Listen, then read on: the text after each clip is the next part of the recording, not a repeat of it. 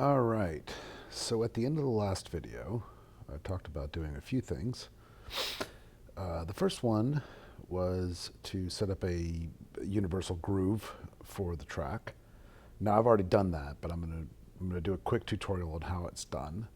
The second one was working on spatial positioning of the different instruments. Actually, there wasn't really much to do there, so this is not the best track to go over that as far as tutorials go.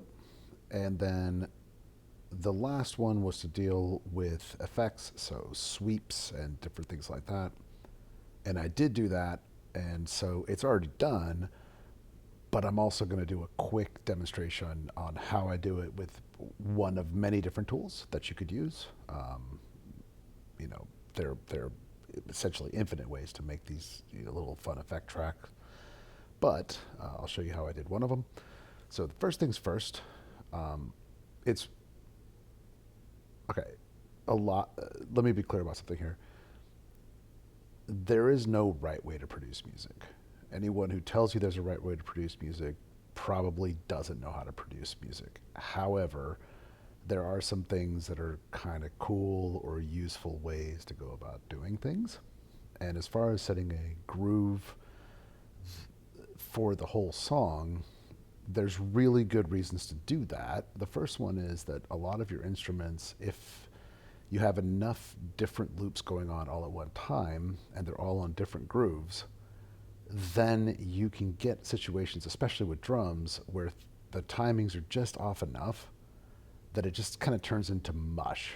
Now, there's all kinds of people on YouTube and on Twitch and wherever that'll show you how to make an interesting clap or an interesting snare where the timings are slightly off and all of that, so that you get this kind of disconnected, spatially interesting sound. And that's fine. But if you want things nice and tight and really crisp and clean, even if you have a big sound like that, it's good for most of the other instruments, at least in my opinion, to kind of line up very, very precisely. So, first things first, I'm using a 909, or actually a bunch of different Roland instruments. And for this specific track, I've chosen a shuffle of -40. That's not arbitrary. I listened to a couple different options and I decided that I wanted to use that one. But anyway, so the main drum loop, or one of the main drum loops, sounds like this, right? And I'm just going to play a little bit of it just so that you can understand, or people listening to this can understand how it goes. So it's pretty simple, right? It's nothing crazy special, but it's also not, super basic either. But what I did is I took that same 909, set to the same shuffle, but now I'm just going to play a closed hi-hat loop, okay? And so I'm going to solo that on its own so that you can hear what it sounds like.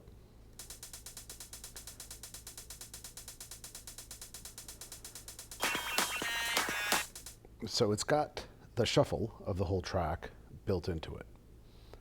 So then what I do is very quickly just patch that out to an audio channel. So this audio channel just took exactly that sound and recorded it straight off the TR-909, which, by the way, doesn't play in the track. It's just to get the groove of Roland at -40 shuffle, right? So here it is. You can see that's just the audio track playing on its own. And then in Ableton, you could just drag that down into your groove area. So I did this. I'm not going to do it again, but you can see I created the Roland -40. Okay. And then I turn quantize all the way up to 100% and timing up to 100%. And then I can just simply add that to any track where it belongs. So for example, this random, what is this? This is probably my actual kicks. Let's listen to it. Right? So that's my kicks. They're filtered out, by the way, so why they sound weird, but you'll notice the groove here is at -40. So every single channel in the entire song is set to that same groove at -40 universally. And so once you've done that, everything kind of lines up a little bit better. There's not a really good way to demonstrate it. I guess I can turn quantize completely off on the groove and we might be able to hear a difference. I doubt it. It's just a very subtle change, but it's helpful because now everything in my track is on the same Roland -40 shuffle timing. So that's the first thing that I wanted to demonstrate. And we can kind of listen to it. I'm going to try turning off quantize completely. I don't know how well this will be. I'm not 100% sure if once I've already put the groove on, if it doesn't have the impact no matter what. So let's see if the quantize is audible, but it certainly made a difference when I did this to all the channels. So let's hear it real quick.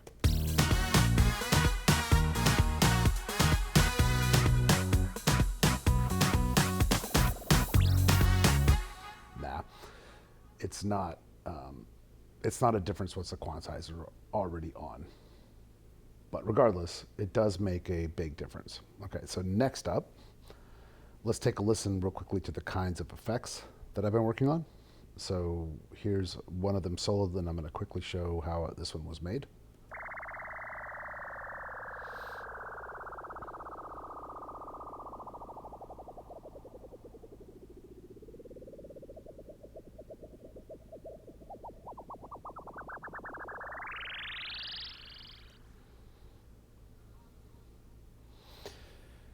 So that's Korg's KAOSS PAD, and it's quite literally an XY pad like this, where you click on it and you get a sound.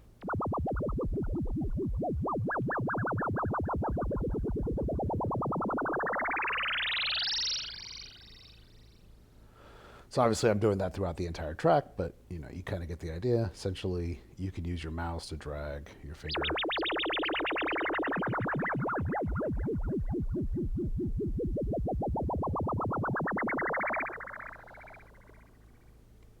Obviously a very cool effect. And then a similar one also with the Korg KAOSS PAD emulator.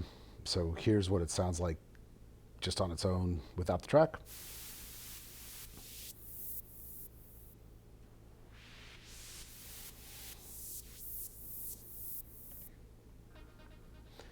And again, just to kind of show how this works, so this is just used by dragging the mouse across the different areas that you want to go to.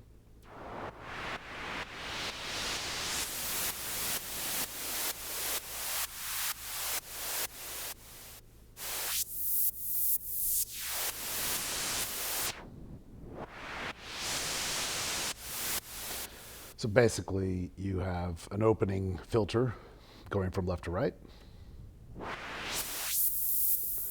And then some kind of an LFO that affects the filter as you go from bottom to top. So here it is, for example.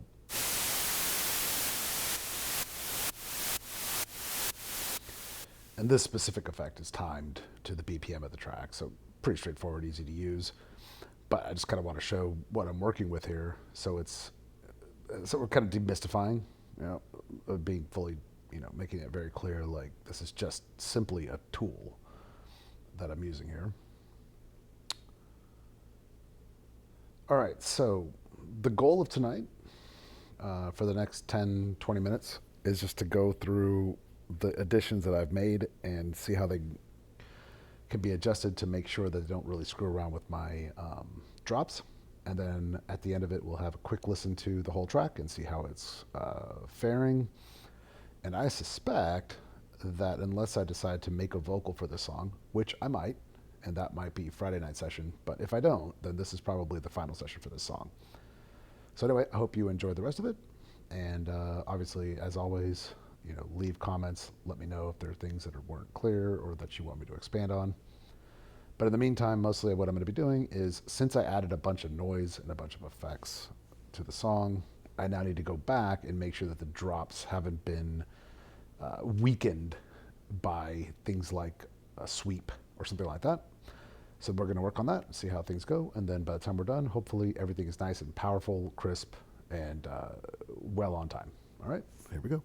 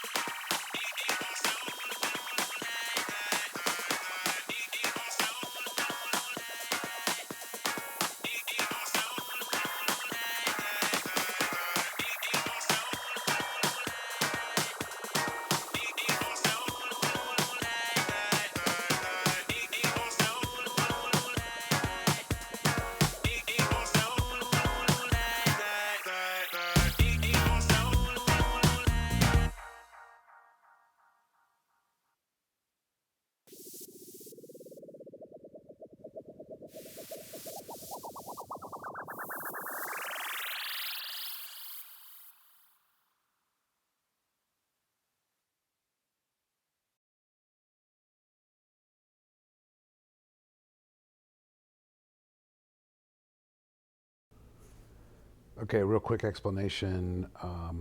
I don't like the abruptness of the end of these effects. So what I'm going to do, I have them all in a group, which is this channel right here. This is, actually, I'll rename it to FX group.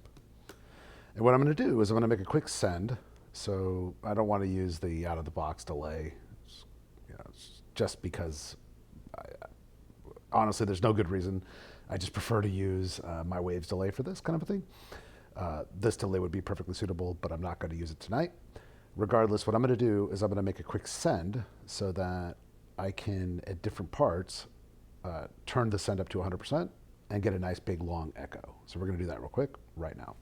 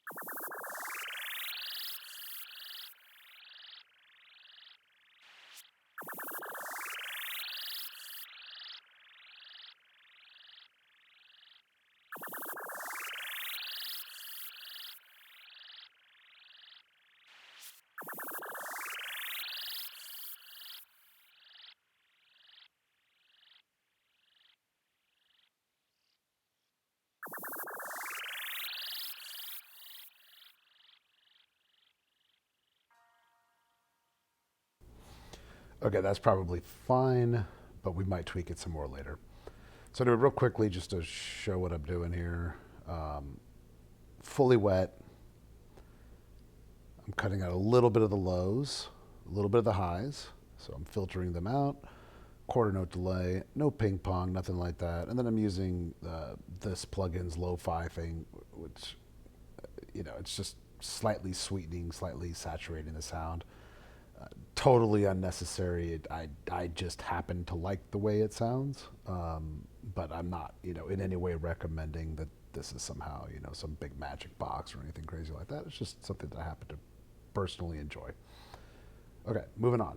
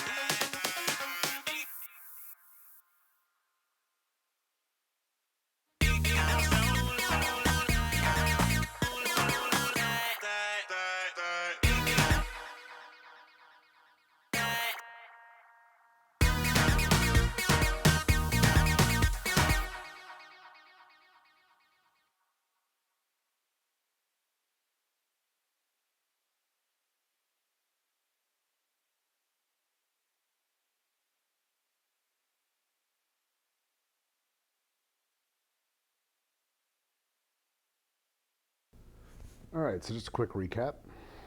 What we did tonight, we looked at how to create a groove um, just from a sample. By the way, just to be clear, I did this off of my Roland gear, but you could have done this with just any loop. If you had a loop that you liked the groove on, you could take that groove, you could take that loop as an audio wave, drag it over here, and then assign that groove to a large variety of different instruments, vocals, samples, whatever, and it will apply the groove everywhere.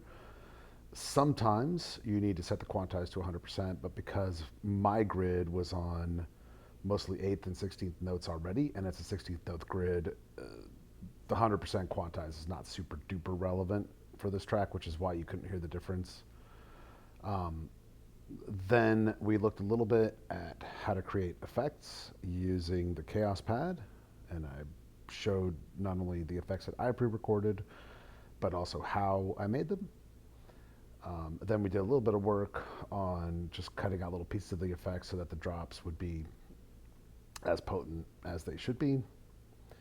And then finally I did some slight edits to the vocal in the breakdown, things like that. So anyway, let's just give this track one last listen here. Hopefully I don't hear anything that I want to mess with, and if that's the case, then I'm going to go ahead and export this and upload it to SoundCloud under some name, probably just Electro 5, and then when I post this to YouTube, I will make sure that the link is somewhere in the description. Okay. Anyway, see how this goes.